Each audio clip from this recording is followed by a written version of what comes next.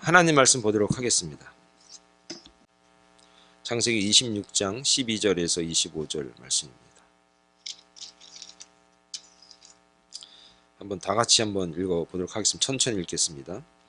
이삭이 그 땅에서 농사하여 그 해에 100배나 얻었고 여호와께서 복을 주심으로 그 사람이 장대하고 왕성하여 마침내 거부가 되어 양과 소가 떼를 이루고 종이 심이 많으므로 블레셋 사람이 그를 시기하여 그 아버지 아브라함 때에 그 아버지의 종들이 판 모든 의무를 막고 흙으로 메웠더라. 아비멜렉이 이삭에게 이르되 내가 우리보다 크게 강성한즉 우리를 떠나라. 이삭이 그곳을 떠나 그랄 골짜기에 장막을 치고 거기 거류하며 그 아버지 아브라함 때에 팠던 우물들을 다시 팠으니 이는 아브라함이 죽은 후에 블레셋 사람이 그 우물들을 메웠음이라.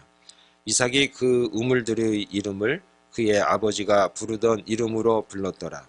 이삭의 종들이 골짜기를 파서 샘 근원을 얻었더니 그날 목자들이 이삭의 목자와 다투어 이르되 이 물은 우리의 것이라 하매 이삭이 그 다툼으로 말미암아 그 우물 이름을 에색이라 하였으며 또 다른 우물을 팠더니 그들이 또 다툼으로 그 이름을 신나라 하였으며 이삭이 거기서 옮겨 다른 우물을 팠더니 그들이 다투지 아니하였으므로 그 이름을 르호봇이라 하여 이르되 이제는 여호와께서 우리를 위하여 넓게 하셨으니 이 땅에서 우리가 번성하리로다 하였더라.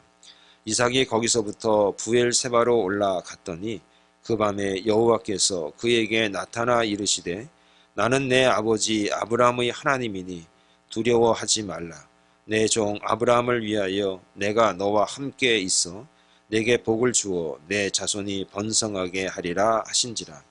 이삭이 그곳에 제단을 쌓고 여호와의 이름을 부르며 거기 장막을 쳤더니 이삭의 종들이 거기서도 우물을 팠더라. 아멘. 자, 기도하겠습니다. 하나님 은혜를 감사합니다. 이삭처럼 좀 하나님께서 큰 복을 주시고 은혜를 주시고 정말 그 삶 가운데 역사하시는 은혜를 경험하게 한 사람이 또 누가 있겠습니까?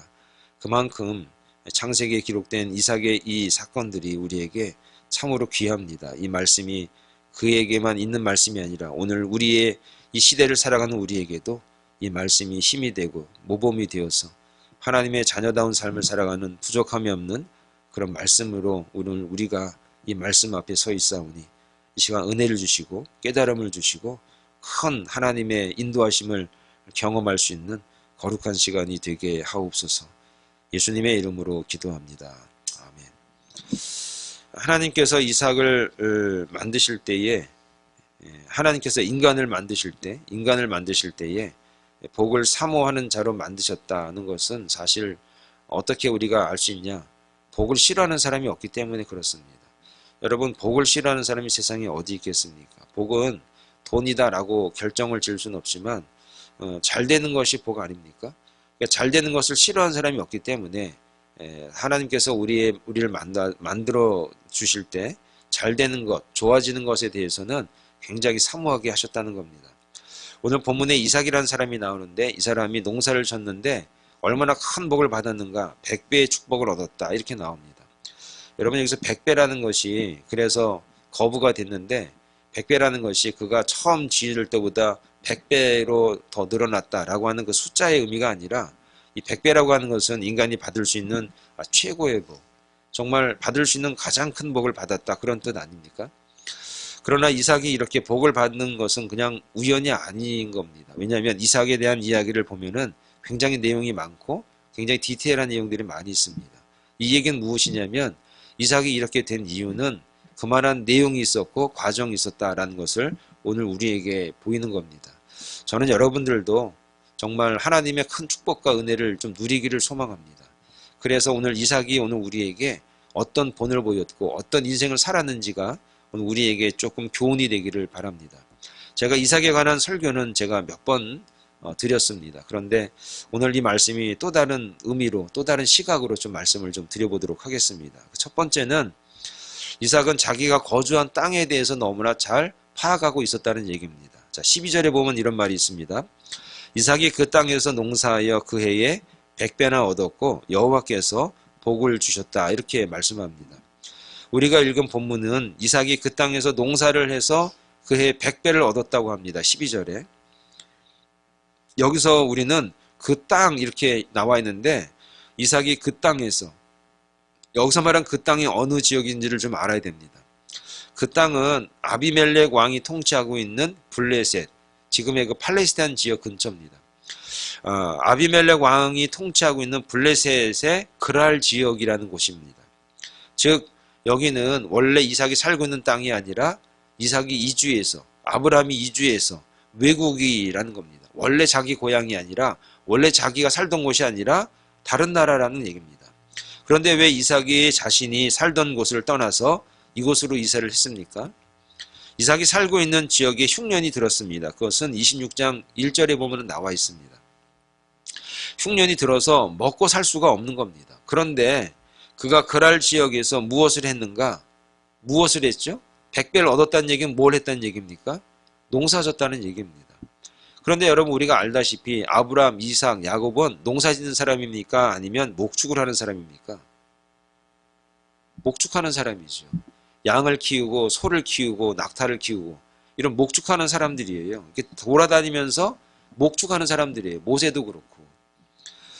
그런데 그가 왜 농사를 지었을까요? 그랄 지역에 가서 왜 농사를 지었을까요? 그 지역에는 목축을 할 수가 없는 거예요. 그 지역에서는 목축하기보다도 양을 키우기보다도 염소를 키우기보다도 소를 키우기보다도 농사하는 게 맞는 땅이라는 겁니다. 그래서 그 지역에서는 목축보다도 농사를 짓는 게 더 좋겠다라는 것을 이삭이 알은 겁니다. 이삭이 농사를 지었다는 것은 더 이상 목축만으로 살 수가 없다라고 하는 상황, 그 땅에 대해서, 그 지역에 대해서 이제 인식하고 있었고 파악이 끝난 겁니다. 그래서 우리가 더 이상 목축을 했다가는 망한다. 더 이상 목축하면서 돌아다니면서 사는 곳이 아니라 여기서는 농사 짓고 집을 짓고 그리고 살아가는 것이 그게 맞다라는 결과가 상황 파악이 이제 돼 있었던 겁니다.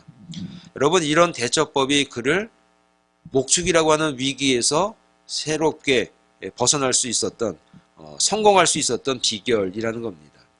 상황이 바뀌었는데도 옛날의 향수에서 벗어나지 못하고 이전대로 하려고 하면 하나님께서 준비하신 복을 받을 수 없다는 것을 오늘 이삭을 통해서 우리가 좀 알아야 됩니다. 잘 사는 사람은 더 잘 살고 못 사는 사람은 왜 더 못 사는가 이런 말 많이 하지 않습니까? 잘 사는 사람은 더 잘 살고 못 사는 사람은 더 못 사는 것 같아.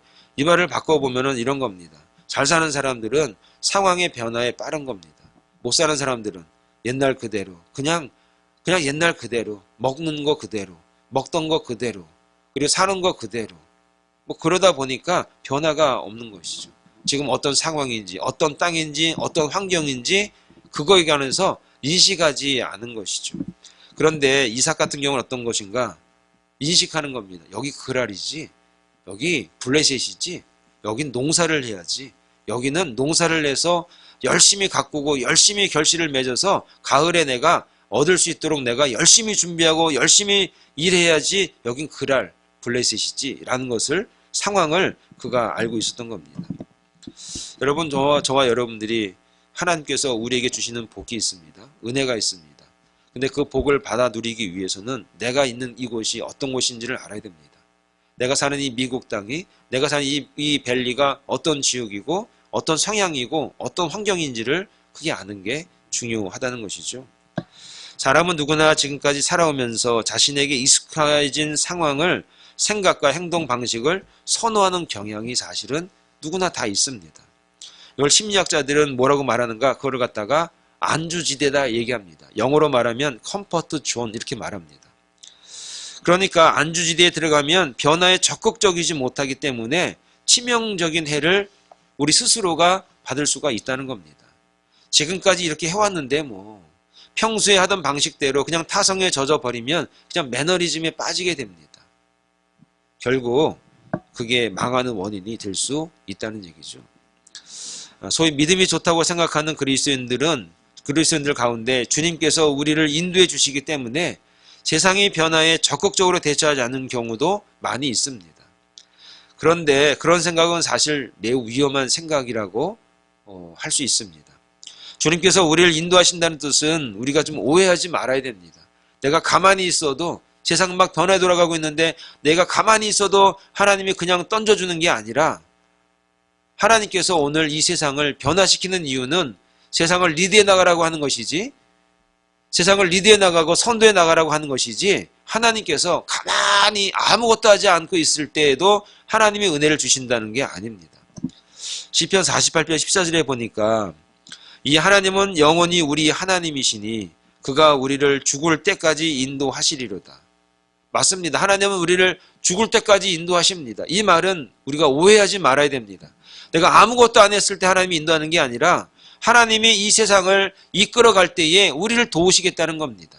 이끌어간다는 얘기는 무엇이냐면 세상 사람들을 선도해 가고 그들 앞에 가야 되고 그 모든 변화에 앞서 있으라고 하는 말씀이시지, 뒤처져 있어도 아무것도 하지 않아도 라고가 아니라는 겁니다.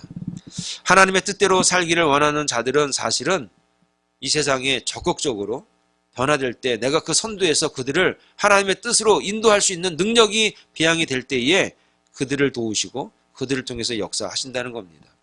왜 이삭을 이렇게 거부로 만들었을까? 그는 그 땅을 알았습니다. 그 환경을 잘 알았습니다. 내가 이 땅에서, 이 환경에서 내가 어떻게 변화되고 어떻게 선두에 서야 되고 어떻게 적극적으로 나서야 되는지를 너무나 잘 알았던 겁니다. 그래서 하나님께서 그에게 복을 주시고 은혜를 주시고 축복을 주시고 그래서 그 땅 사람들이 배 아플 만큼 잘 되게 하셨다는 겁니다.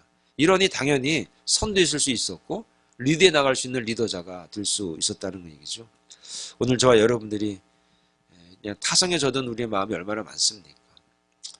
늘 기도해도 그런 것 같고 예배드려도 그런 것 같고 이럴 때 더욱더 하나님 앞에 적극적으로 나서고 내가 지금 이 환경에서 이 교회에서 내가 어떻게 어떤 모습으로 어떤 환경으로 어떤 삶을 어떤 신앙으로 서 있어야 되는지를 한번 더 앞서 나갈 수 있는 그런 믿음의 종들이 되기를 간절히 축원을 드리겠습니다. 두 번째는 포기하지 않는 사람이었던 겁니다. 22절에 보면 이런 말이 있습니다. 이삭이 거기서 옮겨 다른 우물을 팠더니 그들이 다투지 아니하였으므로 그 이름을 르호봇이라 하여 이르되 이제는 여호와께서 우리를 위하여 넓게 하였으니 이 땅에서 우리가 번성하리로다 하였더라. 이삭이 그랄 지역에서 판 우물이 3개였습니다. 그 첫 번째 우물이 뭐냐?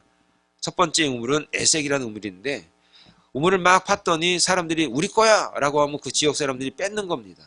그래가지고 그 우물을 팠을 때 다툼이 일어났기 때문에 그 이름을 다툼, 에색이라는 이름으로 짓고 그냥 주고 말았습니다.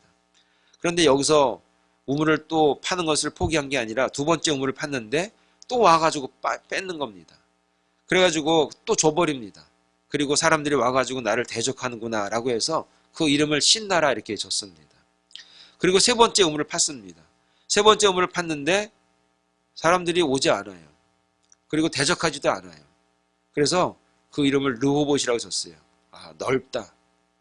이 말은 넓은 장소에 우물을 팠다라고 해서 르호봇이라고 준 게 아니라 더 이상 사람들이 쟤 또 파네?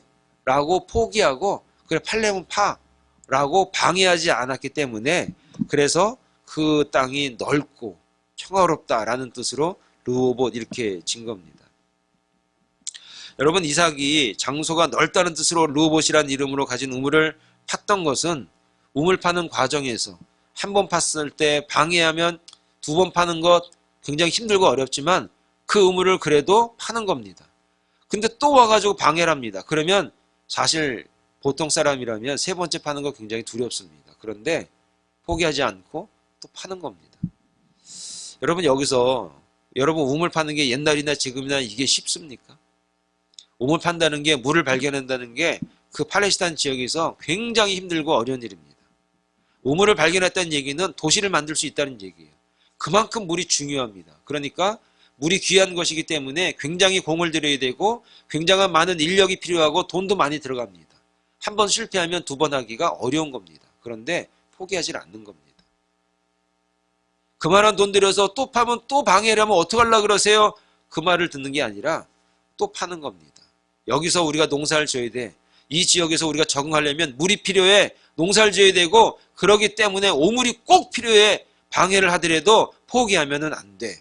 두 번째도 방해하지만 세 번째까지도 그가 포기하지를 않습니다.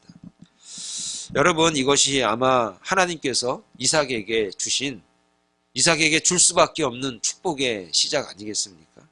오늘 우리가 살면서 하나 둘 방해가 있거나 잘 안 되면 포기하고 낭망하고 실패하고 좌절하고 그리고 원망할 때가 사실 얼마나 많느냐라고 하는 겁니다.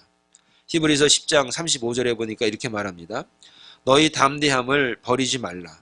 이것이 큰 상을 얻게 하느니라. 너희에게 인내가 필요함은 하나님의 뜻을 행한 후에 약속을 받기 위함이라. 오늘 우리가 인내해야 될 이유가 무엇이냐? 하나님의 뜻을 행한 후에 약속을 받기 위해서는 인내라는 것이 꼭 필요하다는 겁니다. 오늘 저와 여러분들이 인내를 가지고 있을 때, 포기하지 않을 때 하나님의 약속을 우리가 받아들일 수 있다는 겁니다. 그동안에 조금만 더 인내했으면 그 약속을 받아들일 수 있었음에도 불구하고 우리가 인내하지 못하고 쉽게 내려놓아서 얼마나 많은 손해가 우리 가운데 사실 있었습니까? 여러분, 지금이라도 우리가 하나님의 약속을 받았다면 그것을 여러분 기억하시고 조금 더 인내해 주시기 바랍니다. 여러분, 높은 건물을 위해서는 터가 그 비례해서 깊이 파야 되지 않습니까? 목표가 크면 클수록 어려움이 사실 더 큰 법입니다. 여러분, 우리가 하나님의 뜻을 이루기 위해서는, 하나님의 뜻을 맛보기 위해서는 그만큼의 어려움과 그만큼의 인내가 우리에게 필요하다는 겁니다. 그러므로 오늘 저와 여러분들에게 있어서 정말 인내를 요구하실 때에 그것은 어찌 보면 하나님께서 우리에게 주시는 약속이 있다는 사실을 믿고 끝까지 여러분 인내할 수 있는 주의 종들이 되시기를 간절히 축원을 드리겠습니다. 마지막 하나 더 말씀을 드리면 예배했습니다. 25절의 말씀에 이삭이 그곳에 제단을 쌓고 여호와의 이름을 부르며 거기 장막을 쳤더니 이삭의 종들이 거기서도 우물을 팠더라. 이렇게 나옵니다. 오늘 본문에 이삭이 부엘세바로 올라가서 그곳에 제단을 쌓고 여호와의 이름을 불렀다라고 25절에 말씀하고 있습니다. 이삭이 하나님께 제단을 쌓고 여호와의 이름을 불렀다는 것은 오늘로 말하면은 하나님께 예배를 드린 겁니다. 그런데 이삭이 이렇게 하나님께 예배를 드리기 전에 상황이 어땠습니까? 기근 때문에 그랄 지역으로 가서 우물 문제 때문에 계속해서 지역을 옮기면서 우물을 판 겁니다. 그러니까 옮길 때마다 우물을 팔 때마다 옮길 때마다 이삭이 계속했던 게 무엇이냐? 예배를 드리는 겁니다. 예배를 드렸으면 하나님이 복을 주셔야 되는데 고난이 다가옵니다. 뺏깁니다. 그래도 또 옮겨서 또 우물을 파고 또 하나님 앞에 예배했는데 또 뺏기는 겁니다. 계속해서 그는 옮길 때마다 시련이 다가오고 반대가 있고 어려움이 다가와도 하나님을 예배하는 것을 그가 포기하지 않았다는 겁니다. 우리는 하나님을 예배하고 찬양하면 다 술술술 잘 풀릴 거라 생각하는데 이삭은 하나님을 예배하면 또 반대가 오고 또 예배하고 찬양하고 영광을 돌리면 또 반대가 오고 이런 인생이 이삭의 인생이었습니다. 그런데 여러분, 이렇게 이삭이 지치지 않게 하나님을 예배하고 옮겨 다닐 때마다 하나님을 예배하고 찬양하는 이유가 무엇인가? 그가 아브라함에게 배운 게 바로 이 모습이라는 겁니다. 여러분, 아브라함은 기근을 만나서 이 지역 저 지역을 계속 옮겨 다닐 수밖에 없었어요. 그가 목축을 하는 사람이기 때문에. 그러다 보니까 옮길 때마다 아브라함은 하나님을 예배한 겁니다. 100세에 얻은 이삭이 아브라함이 100세에 이삭을 얻었는데 그 자식이 얼마나 귀했겠습니까? 어릴 때부터 끼고 다니면서 뭘 보고 배웠겠습니까? 옮겨 다니지만 어려움이 다가오지만 기근이 있지만 아버지가 항상 예배하는 겁니다. 그래서 아버지에게 배운 게 무엇이냐? 예배하는 방법을 배우는 겁니다. 힘들고 어려울 때마다 옮겨 다닐 때마다 이사할 때마다 장막을 새로 칠 때마다 항상 우리 아버지 아브라함은 하나님을 예배했구나. 그래서 오늘 이삭이 어려움을 당해도 옮겨 다닐 때마다 우물을 파서 빼앗기고 시리에 빠져 있을 때마다 그는 어떻게 했는가? 하나님을 예배하는 겁니다. 하나님을 예배하고 또 예배하고 예배에 포기를 하지 않는 겁니다. 오늘 하나님이 이삭을 왜 기뻐하는가? 하나님이 왜 그렇게 거부가 될 수 있었는가? 여기서 저는 기복신앙을 말하려고 하는 게 아닙니다. 이삭의 자세, 어려움이 다가와도 시련이 다가와도 그리고 억울함이 있다고 하더라도 그리고 빼앗김이 있다고 하더라도 그는 하나님을 예배하는 것을 그는 포기하지 않고 양보하지 않았다는 겁니다. 여러분, 우리 인생에 있어서 가장 큰 성공이 무엇일까? 시편 127편 1절에 보니까 여호와께서 집을 세우지 아니하시면 세우는 자의 수고가 헛되며 여호와께서 성을 지키지 아니하면 파수꾼의 깨어 있음도 헛되도다. 여러분, 이 말씀이 무슨 말씀입니까? 우리가 아무리 잘 지키려고 노력한다고 하더라도 아무리 우리가 노력한다고 하더라도 결국은 하나님이 도우셔야 된다는 겁니다. 여러분, 혹 자녀들이 예수님과 친밀하지 않는데 세상적으로 잠시 잘 풀린다고 복 받았다고 여러분 그렇게 생각하면 안 되는 겁니다. 예배 잘 안 드리면서 하나님 예배 잘 안 하면서 그래도 이 자식이 공부 좀 하고 머리 좀 되네, 좀 잘 풀리네, 여러분 그게 복을 받은 거라고 여러분 착각하시면 안 된다는 겁니다. 지금은 좀 잘 안 되고 좀 막히는 것 같은데 그래도 신앙생활 열심히 하고 기도하는 그 자식이 그래도 정말 비전이 있고 소망이 있는 겁니다. 그런데 왜 하나님께서 예배를 드리는 일에 성공하면 이 세상에서도 성공적인 삶을 살 수 있게 하셨을까요? 왜 성경에 보면은 정말 하나님을 잘 섬기는 그들이 세상에서도 이렇게 줄곧 성공을 잘 합니다. 신약에도 뭐 예수님의 그 십자가에 너무나 많이 가려 있어서 그렇지 정말 신앙생활 잘하는 사람들이 복을 받은 케이스가 굉장히 사실 많이 숨어 있습니다. 그 얘기를 잘 안 하는 이유는 뭐냐?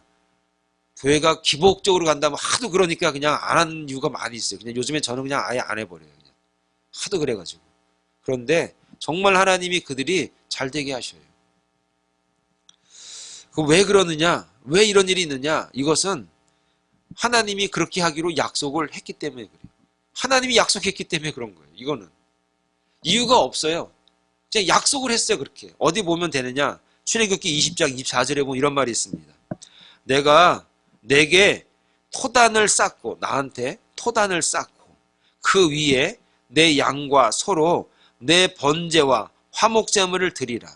내가 내 이름을 기념하게 하는 모든 곳에서 내게 임하여 복을 주리라. 그러니까 예배드리는 모든 곳, 나를 기념하는 곳이라고 했으니까 나를 기념하고 예배하는 그 모든 것, 어디로 가든지 예배를 드리고 나를 기념하면 내가 복을 주리라. 이게 약속을 하신 겁니다. 이건 하나님이 약속을 했기 때문에 바꿔지는 게 아니에요. 변해지는 게 아니에요. 그래서 오늘 우리는 이 말씀을 부여잡고 이 말씀을 믿고 이 약속을 믿고 우리는 예배를 드리는 자들이 되어야 돼요. 무슨 일이 있어도 어떤 어려움이 있어도 어떤 환경에서도 정말 하나님을 예배해야 되는 거예요. 구약이 다 그런 얘기 아닙니까? 사자굴에 빠져도 풀무에 빠져도 하나님 앞에 예배하는 그들을 하나님이 살려내시고 구원하시는 것, 그게 구약 얘기 아닙니까? 오늘 저와 여러분들이 예배를 소홀히 여긴다? 예배를 통해서 하나님 앞에서 영광을 돌리는 삶이 오늘 우리에게 가장 중요한 삶이라고 얘기하는 것, 왜 그러는가? 그건 하나님의 약속이기 때문에 그래요.